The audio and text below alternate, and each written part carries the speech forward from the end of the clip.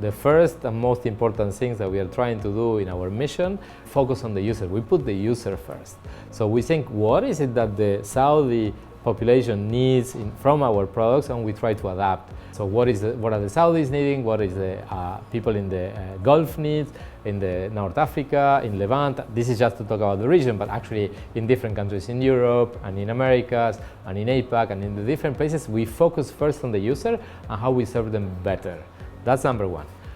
The second thing is we really have a lot of engineers that are creating amazing products that are not just focusing into what the product is on the usability today.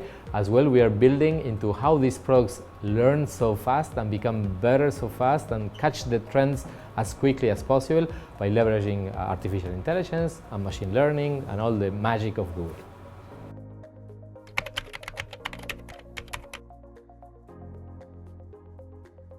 But first, what has changed in the past few years on the brands, depends on how many years you go back in time, but what we could say is that digital started to be part of the daily life of our users. Before that wasn't there. That's one thing.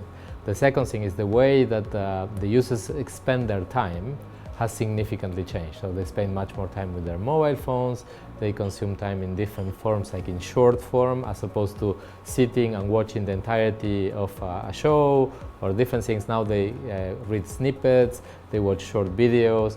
I think a number of things in the consumption of media has significantly changed. And as well, people is connected all the time. Saudi in particular, the usage of mobile phones, the penetration of mobile phones, the quality of the devices, the speed of the networks is very high. So in particular, you see this effect.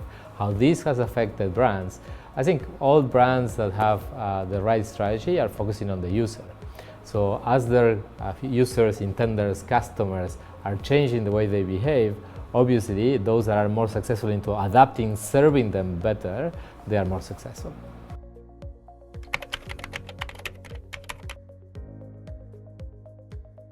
Of course it did. I think your question, you knew the answer that I was going to give you already. It did change, and it did change a lot. Not the fundamentals of the individual, so us as human beings, we did not change that much.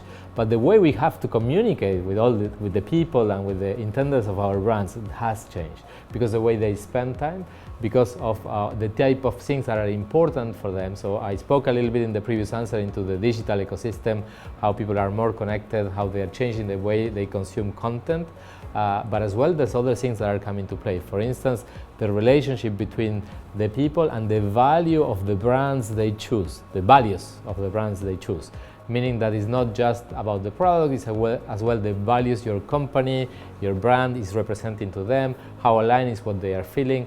There's a number of things that are changing. So I'll say, to summarize, is the consumers are more aware of not just the product itself, what the brand stands for, as well what the company behind stands for, and second, how they are engaging with them. What's the quality of the engagement, how much they pay attention to the users. I'm part of your team to a certain extent.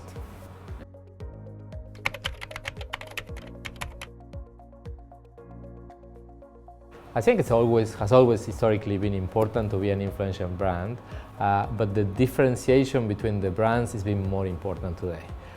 You always can have a competitive advantage into your product, meaning the technology, meaning the cost, meaning the appealing of the product for a number of reasons, but the way now you communicate this to your user is becoming even more important than ever before. One of the main reasons is because we are having so many touch points with consumers all the time from all different brands, and you know this probably better than me, hundreds of influences by different brands on a daily basis on each one of the users in Saudi Arabia. So we are, I don't want to use the word bombarded, but actually we are hit all the time by influences and brands and things that are making the clarity of the choices and the preferences of the consumers more difficult. So you really need to make a standout, make a difference, and you have this baseline of noise of communication. Then you need to go above that noise for you to really engage into this conversation, this relationship with the consumers.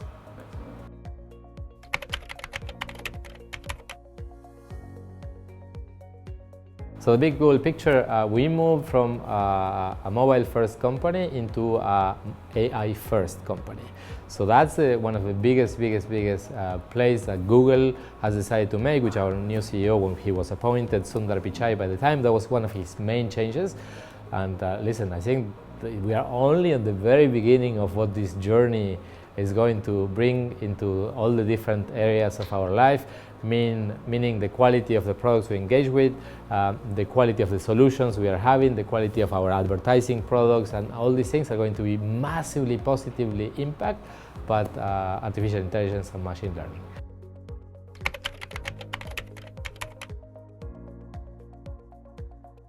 I always like to relate challenges to opportunities. You know, I want to mention some of the challenges, but also I want to mention how we see this as an opportunity. So one of the challenges that we have is, in particularly in the MENA region, which is the addition of the three sub-regions that I will call the Gulf, Levant, and North Africa. There's a single language, which is the Arabic language. But when you go into the complexity of the different dialects and how the language is used, as well into the number of people that is migrating from different countries one to the other. Just as an example, here in the UAE, we have so many people that belong to other countries. They will be making, for instance, queries in our Google search, or looking for videos in YouTube, or using our assistant products in Arabic, but we need to understand which type of dialect they are using, because it's the country they are coming from, as opposed to where they are physically present at that time. So this is a complexity, but also that's an opportunity. Why? Because then our machine learning solutions are learning even faster to how you identify what is the type of dialect that a person is using, how you serve them better, and we're really angling into putting, as I said before, the user first, and get this done in the best possible way.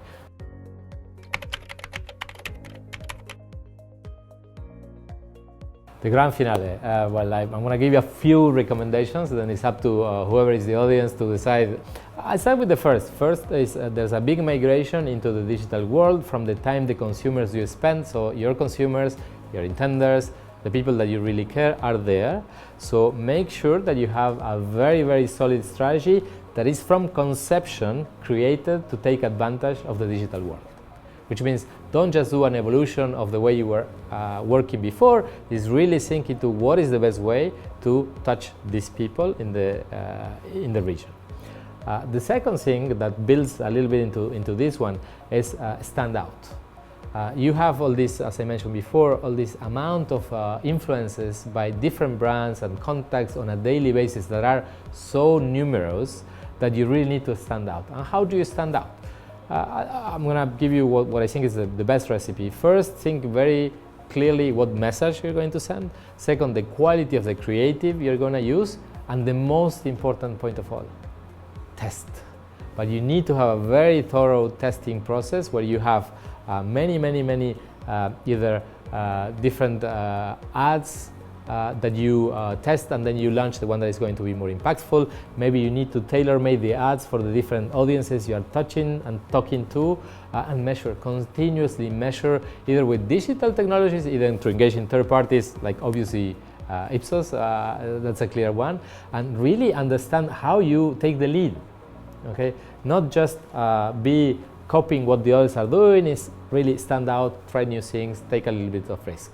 And finally, I think choose really a platform for ad tech that is going to aggregate all your points of touch from all the consumers into a single place where you can make a ton of sense of all this data that you're going to have.